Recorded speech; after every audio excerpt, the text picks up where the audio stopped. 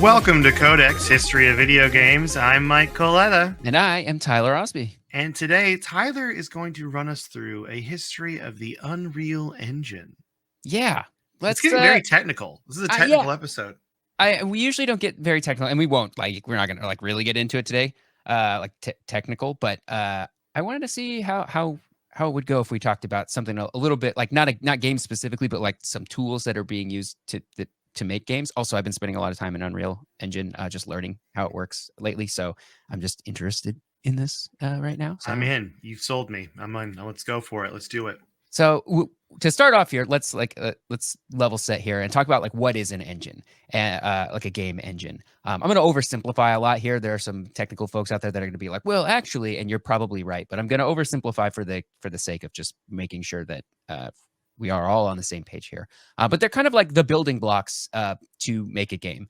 You can, if you're just deciding to make a new game today, you can do everything yourself from scratch. Or you can choose to use something that's already existing, an already existing engine.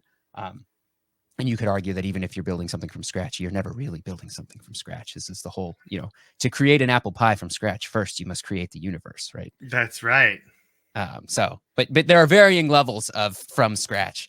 But if you choose to work in an engine, you gain a lot of things that are kind of already done for you. Things like graphics, sound, input devices, maybe a level editor, possibly some rudimentary artificial intelligence stuff. By that, I mean like bots, not like generative art AI, just when you play against the computer, it does stuff. You know what I mean? The pawn paddle on the other side is going to move on its own. It's technically artificial intelligence, but it's not ChatGPT. Mm-hmm. I feel like we have to clarify that nowadays because when people say AI, like game AI, they're like, oh no, they're going to be building games using AI. And it's like, no, I just mean that when you play Quake 3 against bots, that's AI. Yeah, that's something that runs and chases you and shoots at you. Yeah, it's not AI, but it's AI. But it's not AI. Yeah. Right. It's not generative AI. It's probably has a technical name. Pre-programmed dumb AI, really. Yeah. But stuff like graphics programming and sound programming, like all of that stuff requires a lot of knowledge and effort, and there's a lot of math involved, especially geometry when it comes to graphics.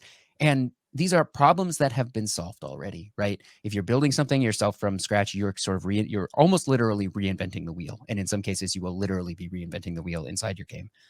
So it can help to have a starting place, especially if you're working on a team and everybody else knows how this starting place works as well, because then you don't have to teach people how to use stuff. So that's kind of what a game engine is. All the parts of the game that aren't the game, like the technical foundation of doing all this. Using something that already exists also helps if you're trying to put your game on multiple platforms, because a lot of that work will have been done for you already. If you build something in Unity or Unreal, those engines run on pretty much anything that you can play games on these days. So you get a head start in bringing your game to mobile or to console or something like that if you're building it on PC. Which you probably are building it on PC because the Unreal editor only runs on PC. Yep. And Mac and Linux, but not on a console. You're not gonna program Unreal on an Xbox. Right. There are a lot of engines out there. Like I said, you can build a bespoke engine made just for your game or series. Lots of developers do that because it means that they get exactly what they want and they don't have to pay licensing fees, which is probably big for some of the larger groups like Activision and Electronic Arts. And even those companies will have one big engine that they try to get everybody within their thing to use. EA's is called Frostbite. They use a lot of Frostbite in their games. And then Ubisoft will use an engine called Snowdrop, or Anvil is what the Assassin's Creed series is based on. But there's a lot. It goes all the way back to the 80s. You've got your Scum games, the Maniac Mansion. All of those adventure games from the 80s were sort of done on the same technology platform. You've got your Unreal that we'll talk about today, id Tech engine, that's the Doom engine, the Quake engine, and then they started just calling it id Tech after that. You got your Cry engine, which is all the Crysis games, of course. There's other games. Can it run Crysis? Yes, it can. Cry engine can run Crysis. Good. And Sonic Boom Rise of Lyric runs on Cry engine. I bet you didn't know that. Can it run Sonic Boom Rise of Lyric? Yes, it can. That's what I'm going to start asking people now. That's a nice 4090 you got there. Yeah. But can it run Sonic Boom Rise of Lyric? The Gamebryo engine is what the Elder Scrolls games have run on for a long time. I believe the Fallout games as well. I think even up to, well, I think Fallout 4 is the creation engine, and Skyrim is also the creation engine, which, as far as I know, is kind of just more Gamebryo, but they heavily have enhanced it. And then you got your renderware engine, which was really big in the PS2, Xbox, GameCube era. That's what the Grand Theft Auto 3, Vice City, and San Andreas ran on. Lots of other games in that era ran on the renderware. Is that Rockstar's engine specifically, or no? It's not. I can't remember the company that makes it, but they were pretty big in those days because they were kind of early to providing these. They call them. It's called middleware in the console biz, providing these like toolkits for programmers to use, for developers to use to build their games. Nice. I did not know that the Elder Scrolls engine was called Gamebryo. Had no idea. Yeah, that's what the Morrowind and Oblivion engine are. I believe it's called Creation now, but it's kind of more the same. Gotcha. Okay. Since Skyrim and Fallout 4 is also that. Fallout 3 and New Vegas, I believe, is still technically Gamebryo, but I can't remember off the top of my head. So yeah, it would make sense for a developer or a parent company to want to use the same engine across their company. Kind of jumpstarts your new projects, helps you move engineers around and designers between projects, because if they don't have to relearn a whole new system, they can get to work much quicker. And then enhancements made to that technology by one developer or a game can be utilized by another developer or another game relatively easily. So you'll see new features come to like Frostbite, and then the new Madden game has these new features, or the new FIFA game, or the new Battlefield game, because that's all the same stuff. So yeah, let's run through a brief history of engines before we really dive into Unreal, because I think the context of where it fits is kind of important here. So yeah. Back in the day, you couldn't really make a game off of the same base because, and I mean back in the day, like Atari days, because there's only so much space on the Atari console. So every game had to be bespoke, because there was no room for anything that your game didn't absolutely 100% need, because everything was so constrained back then. That's kind of the downside of using an already existing engine. You end up with a lot of features that maybe you don't need that can possibly affect performance. Maybe they provide or they cause like extra layers of hoops for you to jump through, even though you're not going to use those features. Which is not as much of a problem today in terms of resources, because consoles and PCs today are pretty powerful. But back in those days, you would not have wanted any extraneous things. So everything was kind of made bespoke. And tech was moving so fast that by the time you wanted to make another game, the engine that you had just made would have to be redone anyway. I don't even think the engine as a concept was like really a thing until kind of the mid 90s, when they started calling them that. So when the NES came around, developers were starting to reuse code from one game in another. Nintendo had developed this smooth side-scrolling system for Excitebike on the Famicom in 1984. This is pre-Super Mario Brothers, because they reused that in making the original Super Mario Brothers. And that was something, yeah, that was something that consoles could do that PCs couldn't really do back in those days, was that smooth scrolling experience. I think Commander Keen was like a huge technological breakthrough, because it had that ability. Put it on the map. Yep. So yeah, in the 90s, in tandem with the rise of 3D graphics, developers and journalists started talking about engines. And advances in 3D graphics were moving really, really fast. And making things in 3D is really hard, not just from a performance perspective, but like I said before, there's a lot of math involved. Not all engineers or designers are geometry experts, but you kind of have to be if you want to build your own 3D engine. You got to know your sines and cosines and Pythagorean theorems and all of that stuff. And not everybody's an expert in that, unless you're like John Carmack or Tim Sweeney, because they're freaking geniuses. But you can't expect everybody to be able to do that. And honestly, once you've figured it out, why would we make other people figure it out? This is silly. We learned this, humanity's great superpower is that we can learn things from other people that we didn't do ourselves. So it kind of became clear in the 90s that there might actually be a market for this work. Doom's technology had been used in several other games, like Chex Quest. And it had started to kind of make business sense to sell this technology to other developers. They get a head start. You get some money. You get to make a bunch of extra money off of not having made a game just from the technology that you made. And that's about the time in the mid 90s is when the public becomes aware of engines. So there's a lot of Doom clones that were actually built on top of Doom, a lot of Quake clones that were built on top of the Quake engine. And in the late 90s, a lot of these games that push technology forward were being developed in two pieces, the engine and then the game content. I think Quake 3 and Unreal are two pretty good examples of this.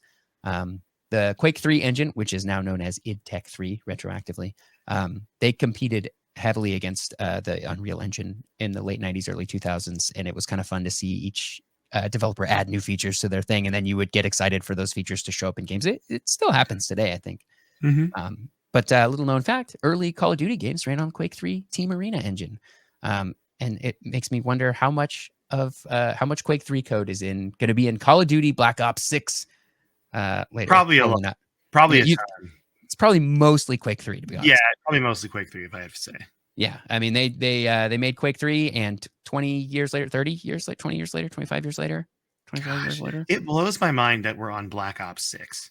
Look, Yeah. that made me feel really old today, because I was like, man, I was playing like Black Ops 2 was like my favorite. Yeah, that's the one I'm on right now in my stalled playthrough of all the Call of Duty games. I'm on Black Ops 2. Those campaigns are really fun. Like I love Call of Duty campaigns. And I saw they're coming back with the campaign for 6. Like they're actually doing it. And I'm like, thank you for bringing these campaigns back. Because I know they kind of walked away from campaigns for a bit, and now they're Modern Warfare 3 had like kind of a campaign, but it was like Modern Warfare 2 had a real campaign though. Yeah, Modern Warfare 2, the 1 and 2, the remakes of 1 and 2 had good campaigns. I played the first one of those. Yeah, I haven't played the second remake, but I did play the remaster of the original Call of Duty 2, Call of Duty Modern Warfare 2, which was fine. It was that game again. I think Black Ops 4 didn't have a campaign, but Cold War did. Oh, Cold War did. I didn't play Cold War. Yeah, Cold War had the one with John F. Kennedy and like Ronald Reagan and stuff. It was like 80s. What? Yeah. Okay, now I want to play this. That's weird. I like it when they go back in time to these weird period pieces in Call of Duty. I think it's kind of fun. Yeah, Black Ops 6 is like early 90s it's too. Gulf War, yeah. Yeah, that's going to be interesting. But off topic. Sorry, we didn't even hit the button. Talking about Call of Duty. So our subject today, though, so all of that to say is our subject today is the Unreal Engine, mostly because I've been playing around in the Unreal Engine lately. And it's kind of interesting to look back at the history and see how all these features sort of came to be.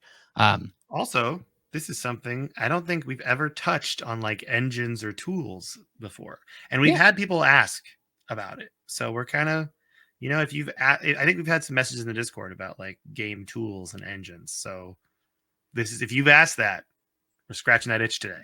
This is for you. And I would love to hear your feedback on this, because I'm trying to balance like the history lesson with not getting too like technical, because I don't think that necessarily getting super technical with it is all that interesting. But I do like sort of going through the history and like pointing out games that use each technology so that we can kind of see the evolution of how this particular engine has evolved over the last 25 years ish. So to start with Unreal Engine, we have to do a brief history of Epic Games. And somebody in Discord had suggested the book Control Freak, which is Cliffy B's memoir. I've read it. I enjoyed it a lot. So I would love to talk about that one day on the show. Maybe I should read it. We could do a little book club. Yeah. We were talking about doing a book club again soon. It's been a while since we've done one. Yeah. So Control Freak is a good book. I generally like Cliffy B. So it's fun to learn more about him. And he had a huge influence on video games, especially in the late 90s, early 2000s, which is the best time period because, you and me, that's when we grew up playing games. That's when we learned to love games, right? We were in the room where it happened, as they said. Yes, we were in the living room where it happened. So Epic started in 1991 as Potomac Computer Systems in Potomac, Maryland by Tim Sweeney, who still runs the company today. Way more catchy as Potomac Computer Systems, I think. Yeah. Epic is, of course, known for Fortnite, but they did the Unreal series of games, Unreal Tournament, Gears of War. It's kind of it. I mean, we played Unreal Tournament. We played that cool level you showed me where you were in space and you would like go to the space station and try to take it over. That was really cool. Yeah. The assault game mode in Unreal, the original Unreal Tournament, and then they brought it back in 2004. That was really cool. And I think underrated, especially that space mission, which was really, really fun. Mm-hmm. That was really fun. So back in the early 90s, the first game that Tim Sweeney made as Epic was called ZZT, which is like a little puzzle adventure game. The game itself was pretty successful by the standards of the time. It sold about 4,000 to 5,000 copies of the game, which is pretty good for those days. Yeah. But the coolest part of this game was that it included an editor for players to make their own levels. So Tim Sweeney had built tools for himself to make levels within ZZT, and he just included that with the game and was like, hey, once you're done playing through the levels I made, make your own, which was pretty cool. And I think speaks to the ethos of Tim Sweeney. He's all about giving players the tools to modify his games from day one. Like lots of companies today are kind of averse to letting folks mod their games. But in the 90s, it was a very much like sort of punk DIY thing, and letting people modify your game was like pretty cool. And it still is pretty cool, I would say. Yeah, we've talked about it a lot with Doom and stuff too, because the Yeah. Doom editor. Yeah. And that was great advertising for ZZT because fans of the game could then share their own creations with each other and new players, and they created like kind of a little community of developers, which I'm sure propagated itself over like BBSs and stuff before the World Wide Web. So the success of ZZT made him want to start like a real game company. And so Epic Mega Games, as they were called in those days, they changed from Potomac Computer Systems. They made games like Jill of the Jungle, Jazz Jackrabbit, which I believe was Cliffy B's first commercial game. They distributed those via shareware, which was a really innovative distribution method for software in those days. It did the same thing with Doom. So you could download, if you had an internet connection, which not very many people did, you could download kind of a demo version of a game and then pay to unlock the rest of the game, or call them up and they would send you discs with the rest of the game on it. These floppies would be in stores and usually sold for just a couple of bucks. Sometimes stores would give them away for free by just keeping them at the back of the store, make you walk through the whole store to get to the free thing. It was kind of a loss leader, like a Costco hot dog, still $1.50. So you could get demo versions of these games, and then you were encouraged to just share them with your friends. That's kind of where shareware comes from. You were here, you hand the demo off to your buddy, make copies. That was like part of the deal, and then the hope was that you would love your demo version, call them up and say, please send me the full game. It was a beautiful time before DRM. It really was. It really was. Yeah. So nice. DRM did exist. It was like very strange back in those days because they would do stuff. This is another, but they would do stuff like in Star Tropics. Remember where you had to like get the thing in? That was a form of DRM to make sure that you, if you pirated this game, at least you had to also pirate the manual. Yeah, which is funny because I remember going through researching for Star Tropics because we covered the episode, and Nintendo insists it was not for customers DRM. It was because of the video game rental business. That's why they did it. They did hate rentals because they hated like Blockbuster and stuff. Because I mean, that's people are renting their games, playing them once, and not buying them, and that's bad for business. So that's why they think it's kind of speculation because Nintendo's not going to go outright and say it, right? They're not going to be like, this was because of Blockbuster, but it was around that time, and that's really what it was. but it kind of was. Yeah. They would do like games in those days would do crazy stuff like decoder rings, and like you'd have to like solve puzzles, and they would ask you for stuff that's in the manual and all that stuff. Especially PC games because they're so easy to copy. Console games, obviously, copying a cartridge is pretty difficult and has a significant capital startup cost to be able to copy games. But PC games are just like, I don't know, copy that floppy. Yeah, I want to do an episode, by the way. This is kind of a little bit this is a tangent of a tangent, but I want to thank you. I want to cover weird unlicensed Nintendo games. Like I'm talking there was a lot of weird Bible games that came out for NES and games that were not okay in the eyes of Nintendo because of like content. And I think it'd be really fun to talk about those someday on an episode. Yeah. We had all those Tengen games too that were technically Atari games, but they were unlicensed. There's a lot of cool stuff going on at that time period where they didn't really know how to run it and how to license and stop it. So there's a lot of weird stuff. And those games, I think some of those like Bible games that came out on NES are actually worth money now. Oh, wow. Because they're just so obscure, anything. It's rare because people just threw them away thinking they had no value, and now in 2024 they have value. So well, they probably didn't sell all that many copies because I'm sure Nintendo was able to just stomp them out wherever they could. So definitely. If you want to learn more about the shareware model, by the way, we've plugged this podcast several times on the show, the GameCraft podcast. They have an episode on free to play, which talks about shareware pretty intensely because it's kind of the beginnings of this like free to play model that so many games do today. So shareware is like the proto free to play, which is kind of neat. It's such a good podcast. We don't know them. This isn't an ad. This is just us loving their podcast and telling you to listen to GameCraft. It's just about the business of games. They don't talk about specific games. They do talk about specific games in as much as what their innovations were on like business models and that kind of thing. So if you're ever interested in that, Yeah, if you're ever like sitting there wondering, why do business people make these decisions about video games? That podcast will answer your questions of why they make those decisions. Yep. To a T. It's perfect. Yeah. It's not going to necessarily make you agree with those decisions, but No, it will at least explain them. it's going to explain it, and you're going to not like some of the stuff, but it's going to explain the why, which I think Yeah. is it. Once you understand the why, it becomes a little easier and makes a little more sense. Yeah. So after Jazz Jackrabbit and all of this stuff that Epic was making in like the early to sort of mid 90s, we come upon a game called Unreal. Ooh, And there it this is. is the mid 90s, and between Doom and Quake, they are crushing it. And it was pretty clear that that like these shooter games were not just a one-off, but they were a whole genre themselves. Because remember, they used to be called Doom clones or Doom likes, Mm-hmm. but now they're kind of they had it was becoming obvious that this was its own genre and not just like ripoffs of Doom, right? A lot of them were using the Doom engine too, which is Yes. why it was called Doom Clone. But Yeah. Unreal was different. Yeah. And Unreal would have been more in the Quake time frame. But FPS games were really big in those days because they were the ones pushing graphics forward, especially the Quake series.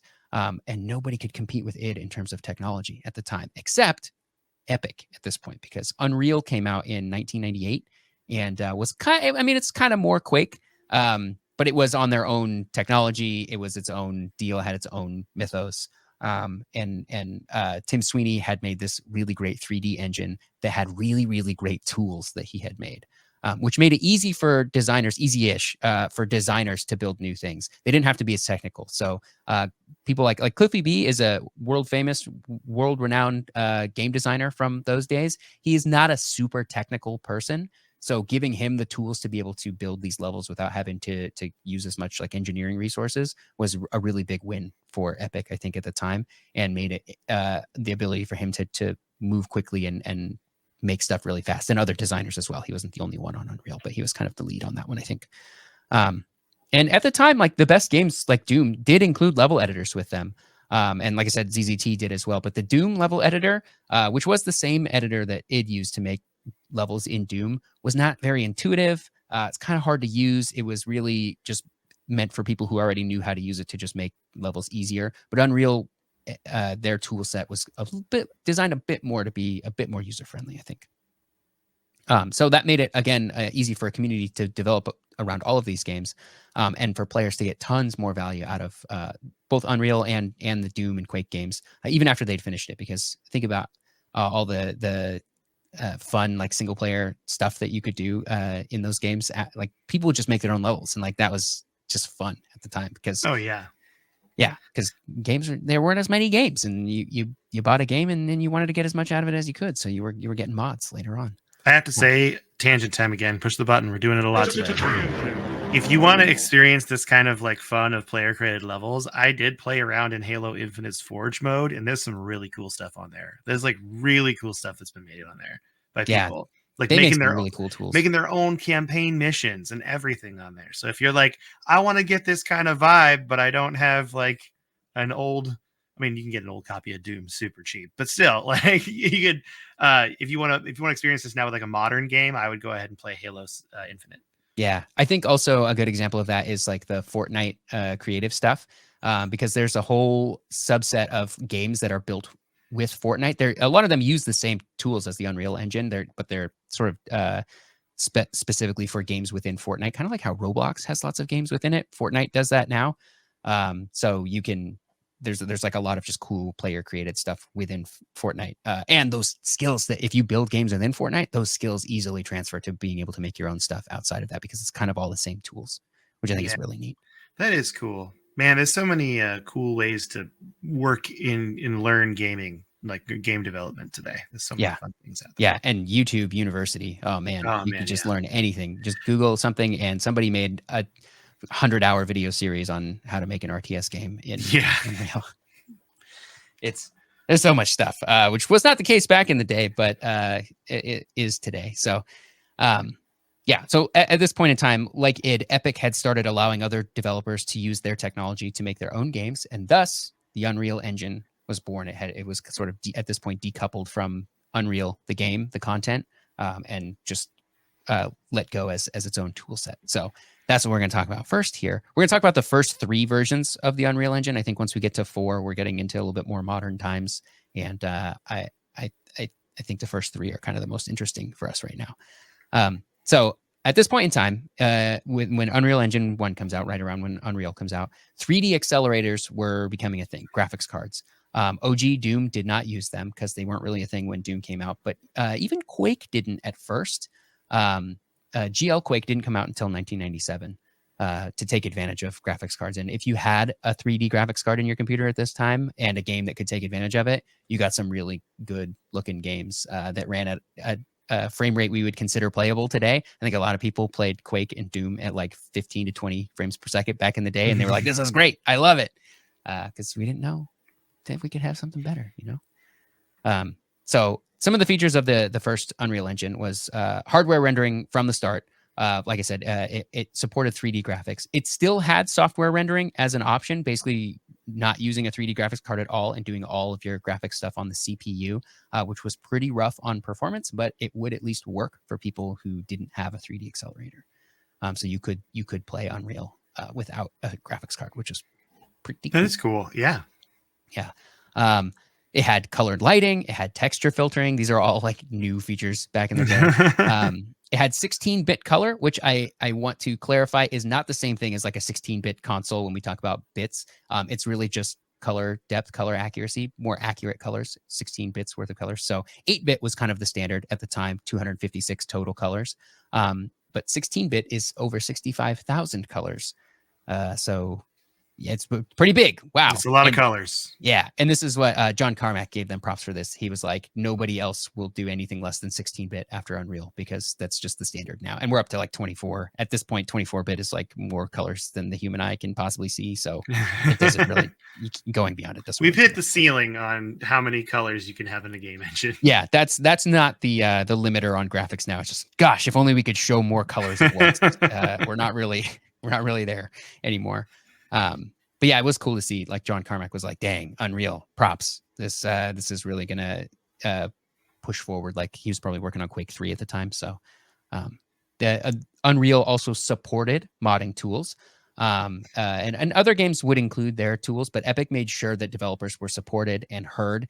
They had like a improvement summit that they had where groups of developers and people who used Unreal Engine would like come and give them suggestions on how to improve the technology, not just like the game itself, but on like if you're building your own game in this, what do you want out of it? What do you think we're missing? What have you had to add yourself? Which I think was really, really cool. And other game engines would kind of just rely on the user digging in deep on the actual C or C++ code. Unreal would eventually get a scripting language called Unreal Script, which was a bit easier, a little bit more tailored for game development, and is actually supported all the way through Unreal Engine 3. Once you get beyond Unreal Engine 3, if you're going to write code, you're going to use C++, or you can use the blueprints system, which is also pretty cool and makes it easy for a non-technical person to sort of get started in developing. The blueprint stuff kind of sacrifices execution speed for ease of use, but most of what you're doing in there doesn't really require like execution speed. And what I mean by that is like, I need something done tens of thousands of times per second is not something you would do in blueprints, but you would do it in like C++. But like for like game logic and things like that, it's fine. And it's better to be easier than more performant on those kinds of things. So here's a list of some notable games that ran on the first Unreal Engine. Of course, you've got Unreal. You got Unreal Tournament. They made big upgrades to the engine for Unreal Tournament, mostly around the networking stuff. The original Unreal did have multiplayer. I think it had co-op, but it definitely had some competitive multiplayer stuff because you couldn't come out as an FPS in the world of Quake and not have some sort of multiplayer component. But Unreal Tournament was focused on multiplayer, and so they improved a lot of the networking stuff. Which is really hard to do. Networking game engines is really hard. And so having a system in place when you're building your game for networking is like invaluable because of just all the stuff that can go wrong when you're trying to make a game multiplayer. You still have to think about it a lot while you're making games, but it was made a lot easier by basically already being done for you in Unreal. They did also eventually upgrade to 24-bit textures in Unreal Tournament. Which, like I said, that's so many colors. We don't need any more than that, I don't think. And we should play Unreal Tournament sometime because it's a great game. I And would love to. the original is very, very fun. Some other games, notable games, the Harry Potter and the Sorcerer's Stone and Chamber of Secrets games on PC specifically were built on the Unreal Engine. Gonna pick those up right after this. Gonna do Yeah. it. Those are fun. Those games are good. Those They're games are good. probably on good old games, aren't they? I'm guessing they would be. Maybe. I bet there's like licensing things with them Yeah. to put them on good old games, but I'm sure you could find a copy somewhere. A legal copy. A legal copy, yes. Duke Nukem Forever was back in those days. I don't remember what they ended up going with by the final. Yeah, because the final came out in like 2010, right? Yeah. 2012 or 2011. So this would be when this is the version that everyone thought was great and looked good when they teased this, was using the Unreal Engine. And then it took so long that they left Unreal Engine. Yeah. So Wikipedia does say Unreal. Still, it doesn't say what version it ended up running. Or yeah, what version of Unreal Engine they're probably on. Yeah. By 2011, I guess it could have been Unreal Engine 3, but I would bet that it was probably still Unreal Engine 2 because it had been in development for so long that they were probably, unless that's part of why it took so long, is because they eventually switched over to Unreal 3. But they switched from Quake 2 to Unreal 1. Then at some point they must have done Unreal 2, and then maybe they switched to Unreal 3 as well. So that's part of why that game took a million years to come out, and then was bad because it hurts my feelings. It hurts my soul. Is there somebody who has told that story? There's got to be a good YouTube doc on just everything that went wrong there. Right? There is. There's got to be. I mean, I'm surprised NoClip hasn't picked it up. You know what I mean? Because there's got to be a story there. That's such a daunting amount of history, though, because we even talked about Duke Nukem Forever, and when we went over the history of it, like it's a lot of just like, it's also a lot of just sitting. There was a lot of time where it was just radio silence, and there's nothing we could learn unless we actually interviewed someone working on the game. And I just have a sneaking suspicion that people that worked on Duke Nukem Forever aren't going around bragging they worked on Duke Nukem Forever. They're not trying to talk about it still. They worked on it for so long. So it's one of those weird situations where, I would love for a no-clip documentary on that, though. That'd be great. Yeah. So that's kind of the first version of Unreal Engine. They made it available to other people, but not a whole lot of people took them up on it, mostly because it takes so long to make a video game that by the time Unreal was like available to other people to use, if you were in the middle of making a game, you weren't using Unreal. And if you were going to start a new game, you were probably just waiting for Unreal Engine 2, which we'll talk about now. And this is the first version of the engine that was like really created with external developers in mind. Like everything they did while they were making this version was like, how are other people going to be able to use this? So much so that I would say almost to the detriment of Epic games. Unreal Tournament 2003 was kind of it wasn't the first game to come out on Unreal Engine 2, which is very interesting. But it wasn't great. And part of that is maybe because they were kind of trying to use it as a tech demo for the engine rather than like making a fun game.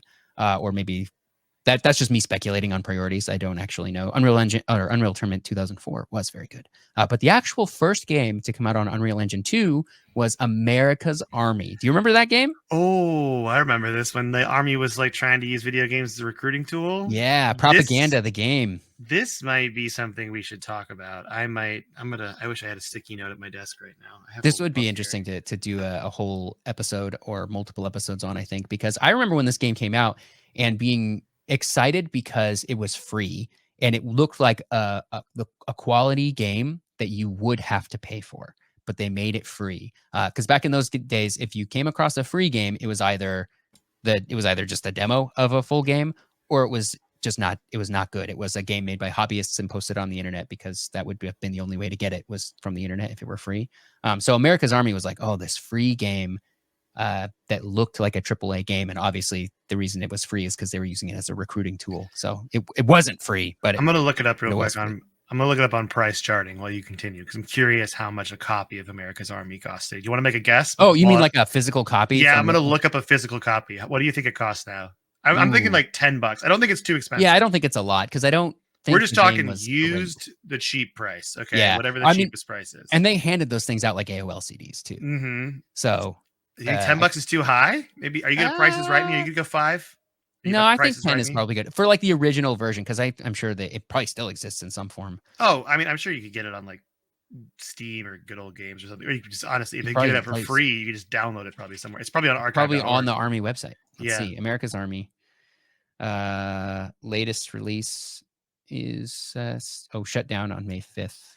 Oh, was that the servers? Did it shut Yeah, down? the servers did. America's Army Proving Grounds was like the latest It is. version of Okay. that. America's Army 2013. Rise of a Soldier on Xbox is $5.18 for the case in box, or for the loose price. It's $6. Oh, that's on Xbox. What about the PC version? The PC version of America's Army case in box price, it's just $7.89 actually. Loose and case and box price is $7.89. America's Army. Now, America's Army True Soldiers, which is the 360 version, yes, it got a sequel, is $9.99 loose price. Okay. So I did not know there was a sequel. Yeah, well, there's a third sequel. Proving Grounds is actually on Steam for free right now, but I think they shut the servers down. So. Oh, well, there's probably some sort of really big rah story mode. And I'm going to say story in quotes. I'm using that word very loosely. Yeah, I remember firing it up and like not being really allowed to play until I did like a basic training, which they actually had you like sit in a classroom and like learn stuff. As like a recruiting tool or something to give like a new recruit. Like, I guess maybe that could have been cool for me as like a 12-year-old kid. I was like, I'm not doing this. This is not a fun video. This is not fun and interactive gameplay right here. Yeah. This is class. I'm not So, a fan. yeah. Anyway, back to Unreal Engine 2 though. They added a lot of new tools for importing models, textures, sounds, for making cinematics and particle systems. This is where they made it a lot easier for like 3D modeling programs to be pulled into Unreal. Like if you were making your characters or your whatever in Maya or something like that, it became a lot easier to move that content over to Unreal. They supported DirectX 8, which was state of the art at the time, but it did scale all the way back to DirectX 6. So older machines were not necessarily left behind by this, which was pretty cool. I do think it required a 3D accelerator at this point, but that would have been in 2002. I think a 3D accelerator was, if your computer didn't have a graphics card in 2002, you were not trying to play games on it. You just weren't, because you had a very old computer that just couldn't play games anymore. Yeah. They hugely upgraded the editor itself, making it a lot easier to use, a lot more what you see is what you get. And they added new systems like the Karma physics system, which was the ragdoll physics system that was included with Unreal at the time. Ragdoll physics were like very, very cool in the early 2000s. Instead of like getting shot, instead of just playing like a canned animation of you falling over, you would just like, the body would just kind of like fly all over the place, and you'd like land in all weird positions and stuff. It was very funny, especially with like explosions that would like, it was just kind of, it was like fun to just watch. It was just silly. Yeah. So anyway, it was included in Unreal Engine 2, the Karma physics system, although not every game would use Karma. You could use things like Havoc. I think PhysX also worked in Unreal Engine. Like you could sort of plug your own physics system in, but that's the one it came with. It also came with official support for consoles, the PS2, the Xbox, and the GameCube specifically. The original Unreal Tournament did run on PS2 and Dreamcast. So that engine did get ported to consoles at the time, but it was not like officially supported. It was sort of a bespoke thing that game specifically was ported to those consoles. And then they included the Matinee cutscene builder, which was a kind of a novel tool at the time for making cinematics in games, which is kind of neat and still exists. Actually, I think it's still, it's not called Matinee anymore. I think they eventually got rid of Matinee, but there is a whole cinematics system in Unreal Engine today, which is probably table stakes for any engine at this point. But back then it was like new and innovative and cool. That is cool though, that they have that in there. Yeah. So some of the notable games that ran on Unreal Engine 2. This is my favorite section, by the way. I think notable games. I think it's really fun if we do other engines to go through and see what games ran on them, because America's Army was a deep pull. So I'm excited to see what else comes from this episode. Yeah. I think this is the best way to show like the progression of it, because you could talk about features all you want, but like just seeing that in your mind's eye like doesn't really mean anything unless you're an engineer, in which case you probably already know. But some of the notable games here were America's Army, of course. That was the first game. It came out even before Epic put out a game on Unreal Engine 2. Unreal Tournament 2003 and Unreal Championship, the Xbox version, which is basically just Unreal Tournament 2003, but for Xbox. That one had the Karma physics system. Very cool. You'd be actually very surprised at how many games continued to be on Unreal Engine 2, even well into the life of Unreal Engine 3. So Splinter Cell, the first few Splinter Cells, not surprising. Every single Splinter Cell game runs on Unreal Engine 2, including Blacklist, which it came out in 2013. It's Unreal Engine 2.5. So it's like it's a heavily upgraded version. It's not like you could just like drop Splinter Cell into Unreal Tournament 2003 and like, oh, it works, right? These are heavily modified versions of Unreal by that point. But even Unreal or even Splinter Cell Essentials on PSP ran on the Unreal Engine. Lots of times PSP versions of games will use their own, like a more PSP focused game engine that was probably lighter weight and made specifically for that platform. But Unreal ran on it, or at least the Splinter Cell Essentials version of Unreal ran on PSP. So that's interesting. I think one of the more interesting ones to me is the BioShock series. BioShock and BioShock 2 run on Unreal Engine 2.5. I actually don't know about Infinite. I think Infinite might also run on Unreal. Does it do 2.5 or does it do 3? Infinite is Unreal 3, according to Wikipedia. Unreal 3, okay. But I think BioShock 2 or BioShock 1 looked, I mean, they both, but BioShock 1 looked so good. I would have thought it was Unreal Engine 3 in those days, especially because they would have been heavily hyping Unreal Engine 3 because it was BioShock 2007, which was after Gears of War came out, which was Unreal Engine 3. So I would have guessed Unreal Engine 3 on BioShock, but no, BioShock and BioShock 2, Unreal Engine 2.5. And then you've got Unreal 2, The Awakening, which I remember being on the cover of like Computer Gaming World magazine saying, is this the PC's answer to Halo? And the answer to that question was no, it was not. We should do a list of the ultimate game killers, especially Halo killers, where a game is gonna be a game that kills another one. You know, I'm thinking a lot about how Anthem was supposed to kill Destiny. That's a big one, and that flopped. So this would be great. A Halo killer, a Mario killer. Like how many of those World of Warcraft killers, those MMOs that came and went in the mid 2000s? Yeah, like it would be so fun to just list off some game killers, you know, and we use that in quotes as they didn't kill anything and they just Killzone was supposed to kill Halo. Oh yeah, Killzone was supposed to kill Halo. Wasn't Killzone?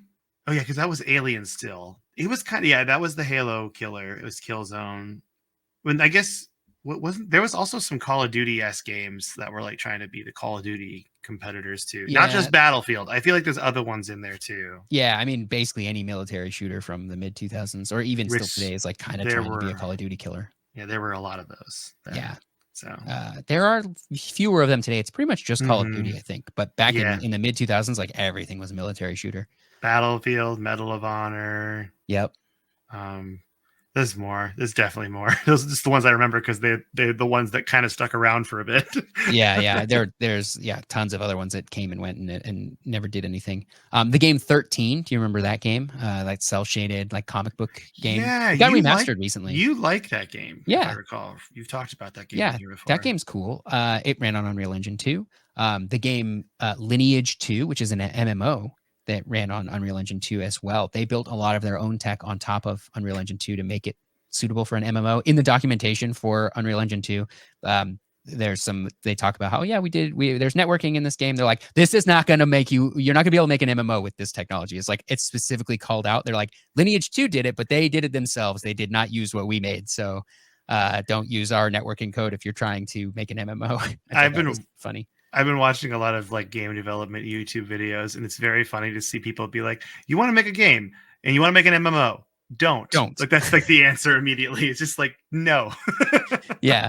MMOs are such a technical hurdle that it's like, if you are Googling how to make an MMO, you don't know enough to make an MMO. Yeah. And you can't do it by yourself. That's for You're going to have to like seriously learn networking, like game networking and how it works, the ups and downs. It's complicated because I've watched some videos on that just out of curiosity, like how does this work? And it's so much more complex.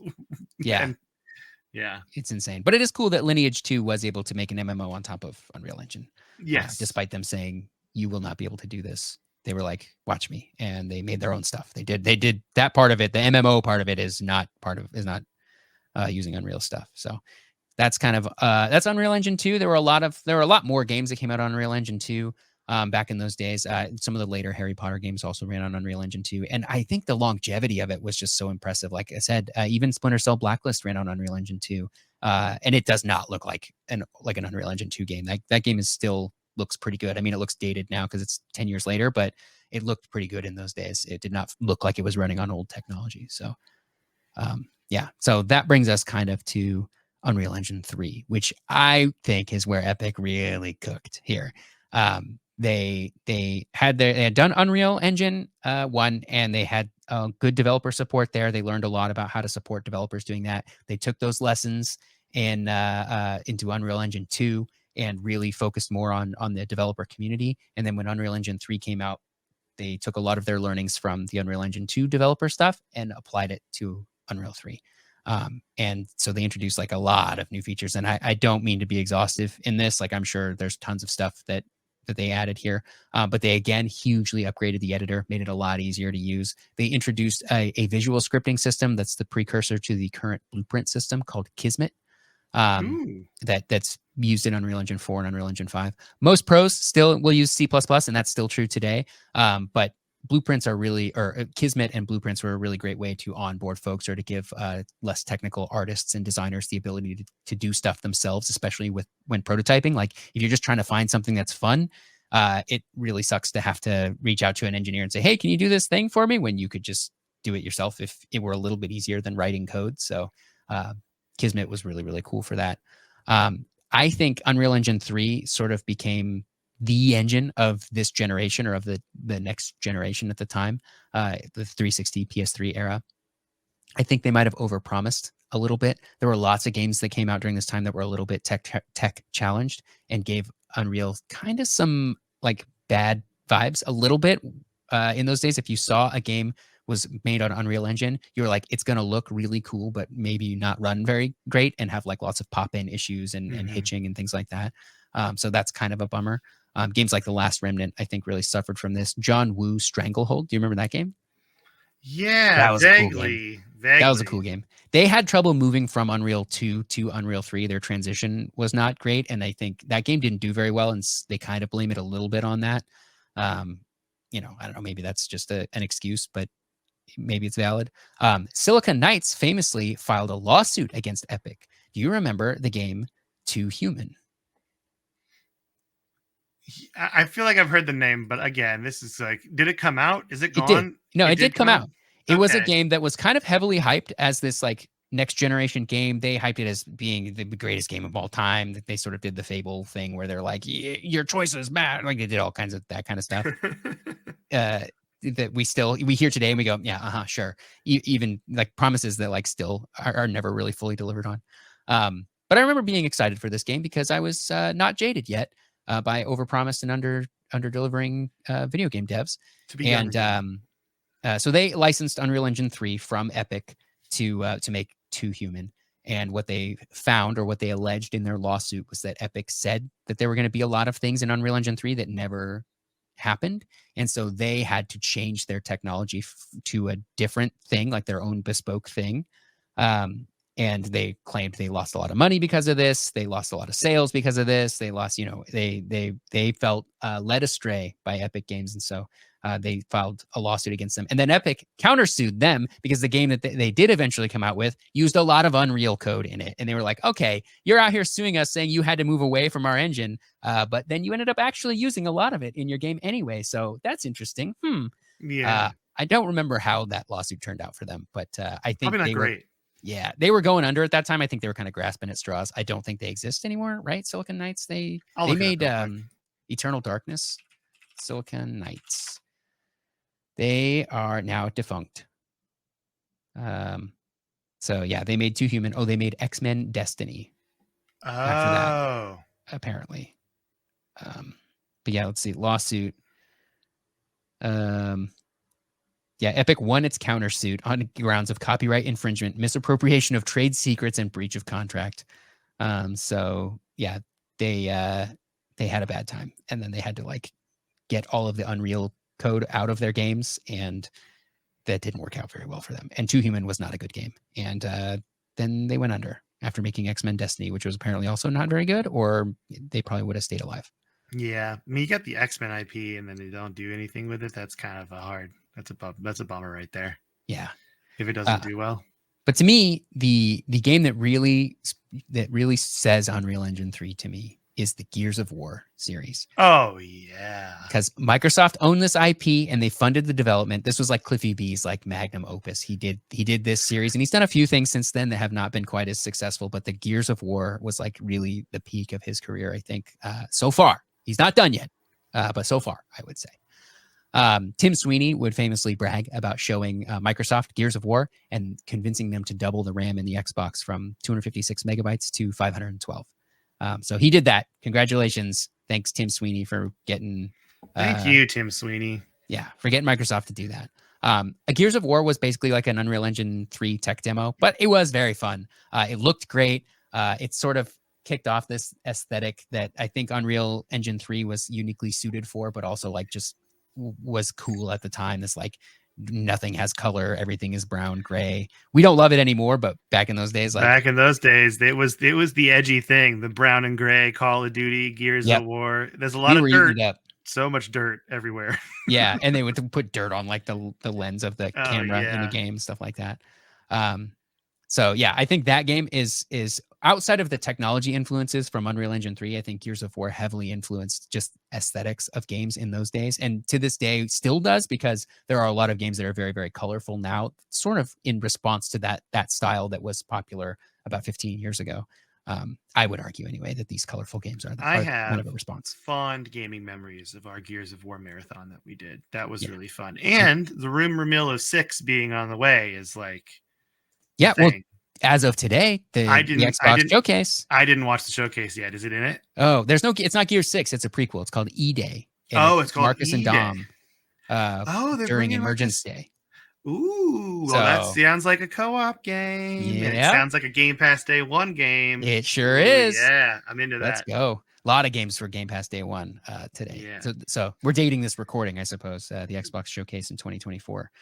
That it just happened mere hours ago. I'm only like halfway through it. Yeah, so I Yeah, haven't there's watched some all cool of stuff it. in there. I'm There's some stuff I'm really excited for.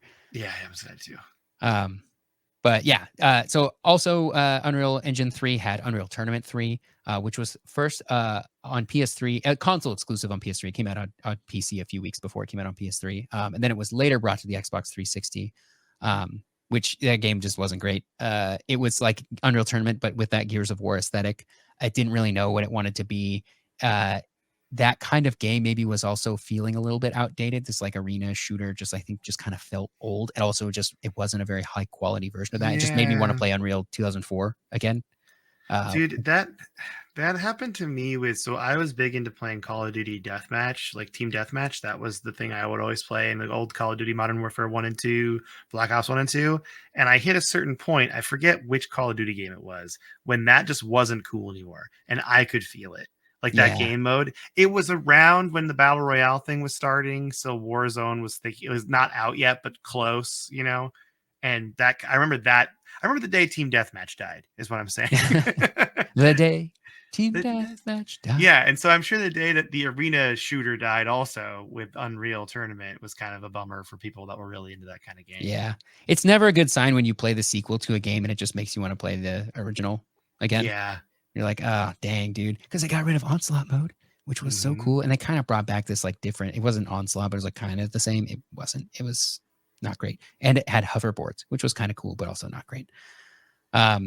And the franchise died. They did try to bring it back in 2014 with an Unreal Engine 4 version of it that they were kind of developing with the community. That was really cool.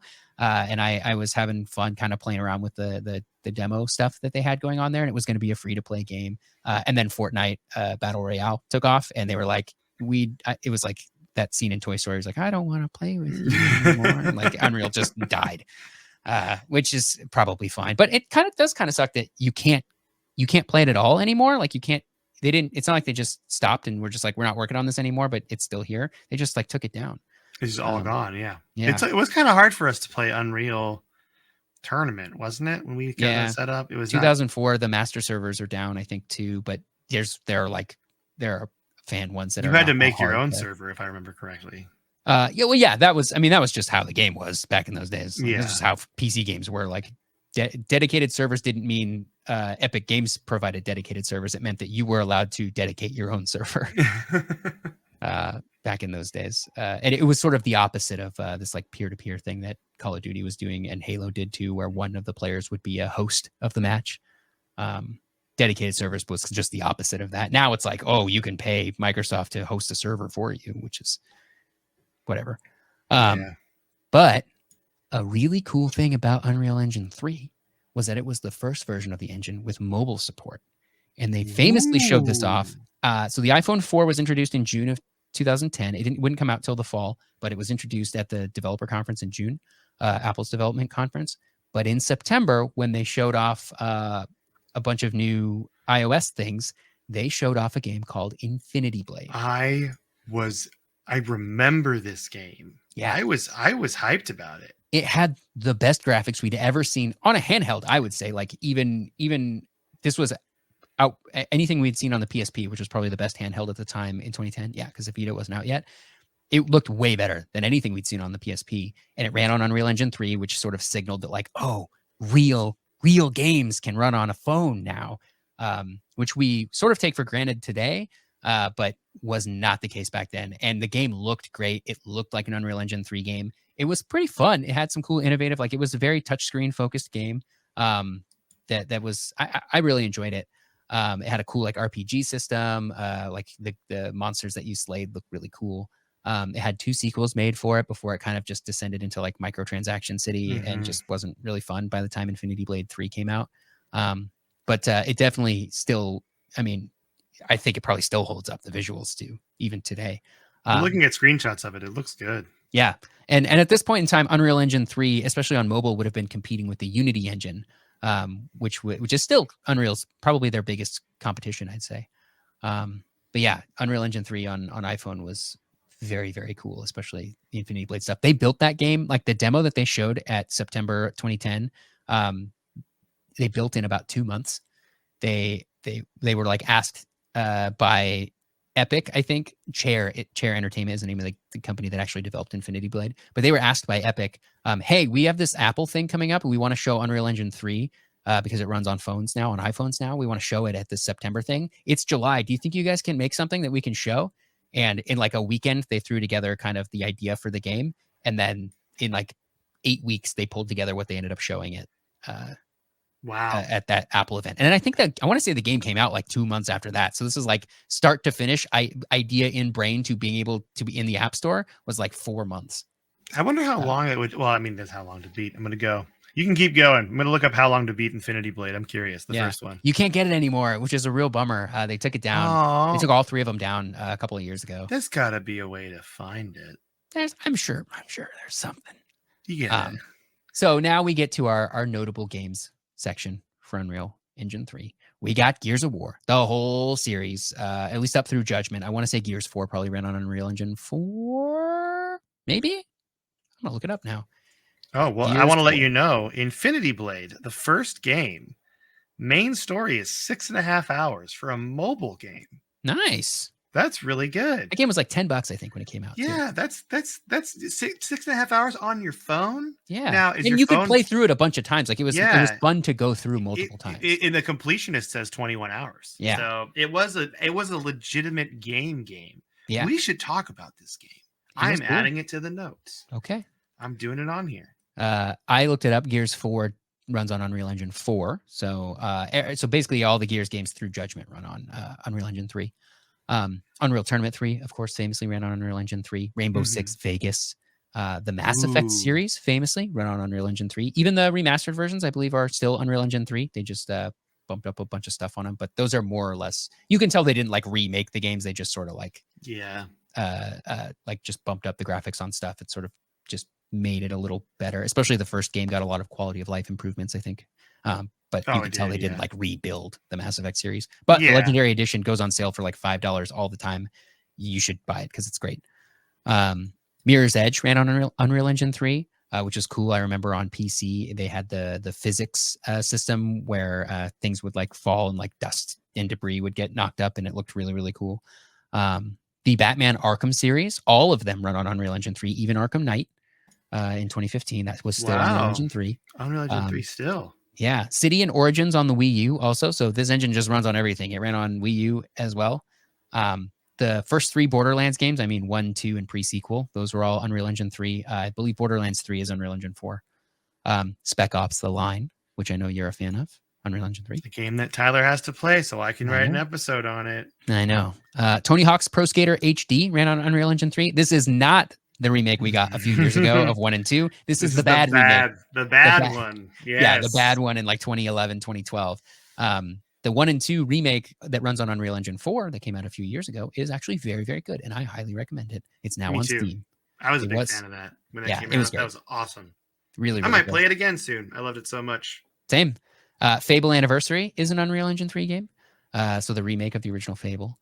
Life is Strange, the original Life is Strange. I think maybe all of them run on Unreal Engine 3. I don't know. I just know the original Life is Strange did. Mighty Number 9 showed that you could kind of do a cool side scroller with this. And I want to say Shadow Complex was also Unreal Engine 3, which was like kind of a cool Metroidvania. Yeah, it was Unreal Engine 3. It was like a 2.5D, very like 3D art, but the gameplay was in 2D. So it showed how versatile the engine was. You didn't have to make a shooter or a 3D like action game. You could make a 2D game in here, which was very cool. So there's just like a ton of games. They ran on Unreal Engine 3. I think they made a system that developers really liked, and I think it showed. Oh wow, so yeah. That's like all the Unreal Engines I wanted to talk about today. I'll do a little bit on Unreal Engine 4, but Unreal Engine 4 came out in 2014 for developers, and so it's like still a little bit new for us to be talking about, I think. And lots of games are even currently still being released on Unreal Engine 4, even though 5 has been out for a few years. Final Fantasy VII Rebirth is Unreal Engine 4. Tiny Tina's Wonderland is Unreal Engine 4. Like in these, like Rebirth just came out only a few months ago, so they're still making games on Unreal Engine 4.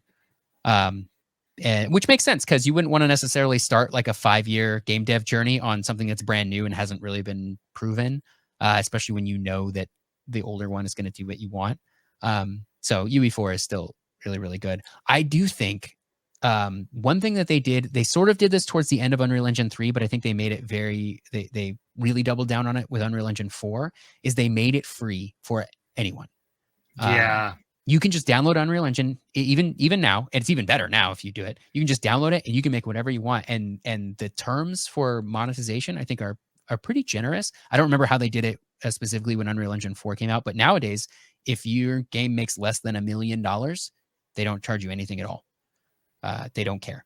And I think if you make it exclusive to the Epic Game Store, then they don't care until it's like 10 million or something. It's like something crazy where it's like you can actually make a lot of money and not have to pay Epic anything, which makes it really risk-free for a hobbyist to start learning on, I think, which is really cool. Which is a great idea if you want to get into game dev, because it's so ubiquitous throughout the industry. Having those skills in Unreal Engine are very valuable in the gaming industry today. Lots of games are being made on Unreal, and not having to spend as much time onboarding somebody to how your like special technology works is very, very valuable.